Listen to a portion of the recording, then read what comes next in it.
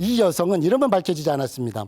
20세에 결혼했습니다. 굉장히 조선시대 때는 늦은 거예요. 25된 남성하고 결혼을 했는데 7년 동안 남성이 성관계를 해주지 않아. 그러니까 결혼을 했잖아요. 정식적으로 결혼을 했는데 성관계를 7년 동안 해주지 않는 거야. 그래서 이 아내 여성분은 우울증이 옵니다. 너무 괴로운 거예요. 그래서 자결을 결심합니다. 자결을 결심해도 죽으려고 하는데 고모가 찾아와요. 어느 날은. 야, 네가 잘못한 것도 없는데 왜 네가 죽어? 이혼해! 이렇게 된 거예요. 아, 그래도 될까? 이혼해, 괜찮아, 이혼해. 이렇게 해서 고모의 권유로 이혼 신청서를 내게 됩니다. 그 이혼 신청서의 이혼 사유서가 바로 그렇습니다. 이 남자는 성적인 불구가 아니야.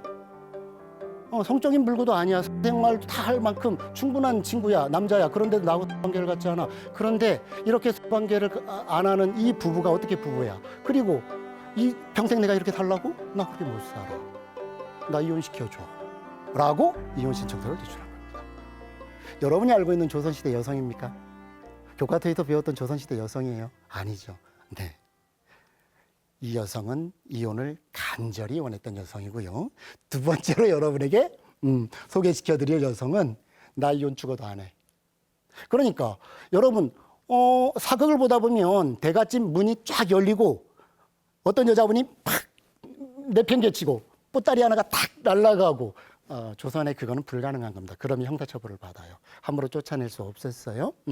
그래서 정식적인 이혼 절차를 밟았습니다. 이 이혼은 정말 어렵기는 했지만 불가능한 제도가 아니었어요. 유정기라고 하는 사람과 이태영이라고 하는 신태영, 죄송합니다. 유정기와 신태영. 신태영은 여성 이름입니다. 근데 여성이 정확하게 이름을 갖고 있는 것 자체가 굉장한 집안입니다. 여성은 뭐 신씨, 뭐 고씨, 김씨, 뭐 한양댁 이렇게 불렸지 명명 이름이 탁 들어가 있는 경우도 사실은 많지 않았습니다. 근데 신태영이라고 하는 여성은 유정기의 두 번째 부인입니다. 그러니까 첫 번째 부인이 돌아가셔요. 그러니까 조선시대 때는 일부 일처제입니다. 첩을 허용했지만 정확하게 제도적으로는 일부 일처제입니다. 한 남자의 처로 등록될 수 있는 여성은 한 명밖에 없어요. 그러면 또 다른 처를 데려오려면 이혼을 하든가 사별을 해야 돼요. 그래야 이제 재혼을 할 수 있는 겁니다. 지금하고 동일한 것이죠. 근데 사별을 합니다. 그래서 이제 이 신태영이라고 하는 여성하고 결혼을 하는데요. 결혼하고 12년 동안 5명의 자녀를 놓고 너무너무 행복하게 살아요. 근데 애정이 바뀌어 버립니다. 첩이 하나 생겨버렸네. 그러니까 첩이 한 명이 딱 생겨버리니까 애정이 어디로 가요? 첩으로 쭉 가버린 거야. 그러니까 이 신태영이라고 하는 분은 이제 억울한 거지. 억울해. 그런데 거기서 멈췄으면 유정기라고 하는 남편이 멈췄으면 아무 일도 일어나지 않았죠. 왜? 처첩 제도가 허용된 시대니까. 그런데 유정기는 욕심을 부립니다. 너무너무 사랑하니까 이 첩을 처로 올리고 싶은 거야. 그러니까 이 첩을 처로 올리려고 하면 어떻게 해야 돼? 처를 쫓아내야죠. 이혼밖에 없어. 그래서 약간 무리하게 죄를 만들어내고 약간의 어떤 거짓말을 덧붙여서 이혼 신청을 하게 되는 거예요. 근데 이 이혼 소송은요 무려 9년이 나갑니다. 9년. 그래서 정말 재미있는 게 뭐냐면 첫 번째 이혼 신청을 딱 했는데 기각. 아니야, 이건 이혼 사유가 될 수 없어. 정부에서 예주에서. 그러니까 이제 문서를 막 새로 꾸며요. 거짓말도 하고 친척들 다 동원해가지고 야 잘못했다고 해. 그래서 막 진술서 다 받아내고 막 이렇게 해서 두 번째 또 이혼 신청을 딱 해요. 조사해 보니까 아니야, 기각. 그러니까 나중에는 왕이 행차할 때 격쟁이라고 하죠. 꽹과리 막 치면 왕이 직접 그 사람의 이야기를 듣는 그렇게 해서 왕이 직접 민원을 받습니다. 그러니까 얘 이혼 신청했던 애 아니야? 이렇게 나온 거죠.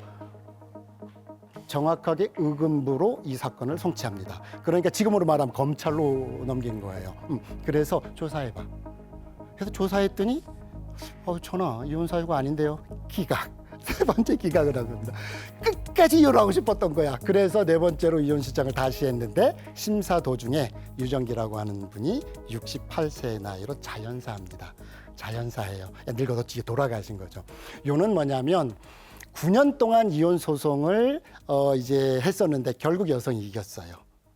그러니까 함부로 쫓아낼 수 있는 게 아니에요. 우리가 뭐 사극에서 볼 때처럼 그렇게 막 그 여성을 함부로 그렇게 대할 수 있는 사회가 아니었습니다. 어쨌든 아까 제가 성적 자기결정권의 주체적인 행사라고 하는 이야기를 제가 했던 것 같아요. 마찬가지입니다. 신태영이라고 하는 여성도 마찬가지고 앞에 이름 없이 이름 전해지지 않는 평범한 사람 그 여성도 그랬고 어떤 성에 대해서 절대로 끌려다니지 않았다라고 하는 거죠. 물론 이것이 조선 전체를 설명해주는 일반성은 아닙니다. 그러나 이런 사례가 적지 않게 보인다는 거죠. 정말 주체적으로 이혼을 하고 싶었고 주체적으로 이혼을 하고 싶지 않아서 스스로를 지켜낸 여성들의 사례입니다. 저희는 이거를 크로시아다라고 표현합니다. 왜?